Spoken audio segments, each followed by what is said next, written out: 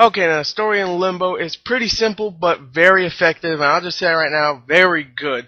Now, the story is you play as a nameless boy. We don't know who this kid is, and he's pretty much in silhouette. This whole game is in black and white, so he's in silhouette. All you see is like him, like a model of a little boy, and two beady white eyes. So he's just a nameless boy who is in the edge of hell, pretty much, limbo. Why? We don't get questions. I mean, we don't get answers to the questions we have. Like, why is he here? Why is his sister here? And what's going on? Why is this thing in here? Which is really cool. That's why I like. Anyway, he's in here, and so is his sister. So he's pretty much going and looking around for his sister. That's really it. It's pretty much the old kind of story where one's looking for another, pretty much. Someone loves is gone, and that someone has to go find that someone. So yeah, it's a pretty simple story, but it's very good because all the stuff this little boy sees and all the stuff that happens to this little boy is very, very cool. I just really like this story. For what there is of a story, it's really freaking good, I have to admit. I really like the story in this game. So there's really no narrative or anything, but I mean, no one talks at all, and I'll get to that in the sound. But it's really good. I really, really like the story. It's not fantastic, but it's, I'd say it's fantastic. It's not perfect. It's fantastic, though. So, let's go into the sound of the game. Okay, now the sound of the game overall, just like the story, is very simple, but very effective. I really like the sound. Now, there really is no voiceovers at all, really. I mean, sometimes you hear the boy go, like, if you fall into a pit and he'll go, oh, or something like that, and, die. That's all you really hear. You don't hear any voiceovers besides something like, oh.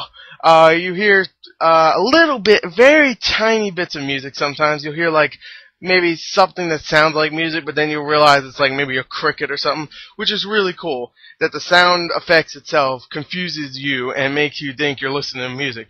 The sound effects, let me get to that. The sound effects are amazing. They really make you it fits into the mood, because you're just walking around, there's no sounds, and then you just hear something like moan or something. You're like, oh crap, I don't want to go ahead, because you can't see ahead because it's a side-scrolling game. So you're like, oh, I don't want to go ahead, I don't want to die. And then something comes up and stabs you, and you're like, oh, Jesus.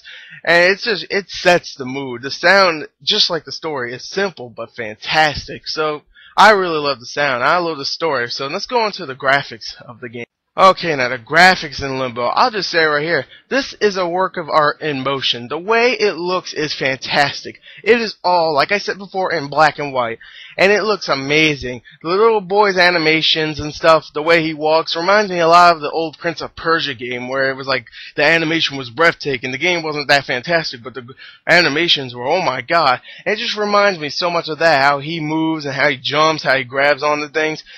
And it's just it really looks fantastic. Just the world itself, the background is like, it's all pitch white, and it looks like it's all foggy and stuff, and sometimes you'll get, like some, buildings or something in the background, a resemblance of somewhat of a world or something. Like, you'll see, like, you'll go on a river or something, go on a boat, and you'll just see maybe some mountains in the back, and you're like, whoa, what is that? It's just really cool looking, and it just makes you go, what the hell am I looking at sometimes? Sometimes you see a huge spiders. I'm like, why is there huge spiders? Am I just tiny? I don't know. And it's just like, the graphics are amazing. I'll just say right now, the graphics are some of the best for an arcade system. There you go. Well, arcade. So for the arcade, for Xbox Live, some of the best. There you go. I love the graphics. So let's go on to the gameplay of Limbo. Okay, now the gameplay in Limbo, it's pretty much a side-scrolling puzzle game, I would say.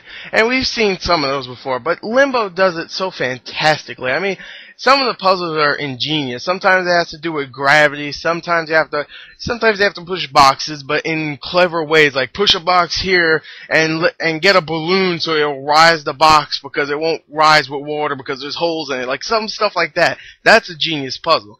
Some stuff like anti-gravity, like a gravity puzzle, you have to lift boxes up here so you can bring it over there and stuff. I know I'm confusing people, but it's really cool. Some of these puzzles are amazing. But I will say right here, some of the puzzles in the beginning, maybe the first 30 minutes, I would say, it's kind of slow. It's like, okay, these puzzles are a little easy.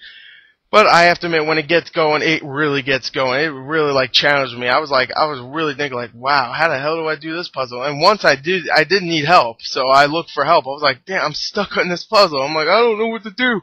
So I'll just say I'm a cheater. Sorry. I love the game, but geez, you made it too hard for me. Anyway, so yeah, just the game overall is amazingly fun, amazingly challenging. But I'll say right here, it's pretty short.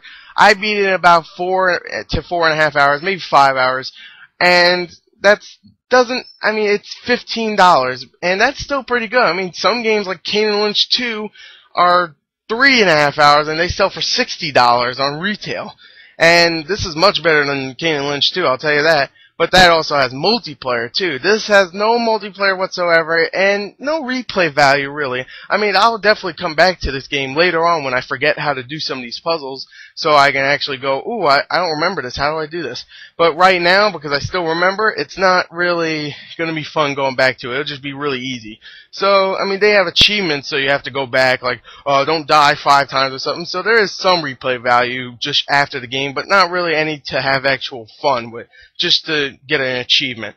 So overall, even though that is a minor complaint, and it's a little slow in the beginning, I still love this game. It is definitely on my top 10 of favorite games this year, and it's my favorite arcade game this year. I thought Monday Night Combat was. This is my favorite, and this is just a work of art. I love this game. I don't care how short it is. I'm still going to give it a great score. So overall, a great game.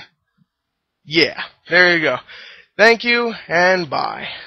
Oh, also forgot to mention, if you want my full written review, an actual full written review, click on the link below and it will take you to my Gaming Freaks review. It's the same score, so if you want to see my score, then go to Gaming Freaks, and you don't need to read the whole review. You can just see why I gave the scores to, because I pretty much said almost the exact same thing in that review. So expect more written reviews, and yeah, thank you and goodbye.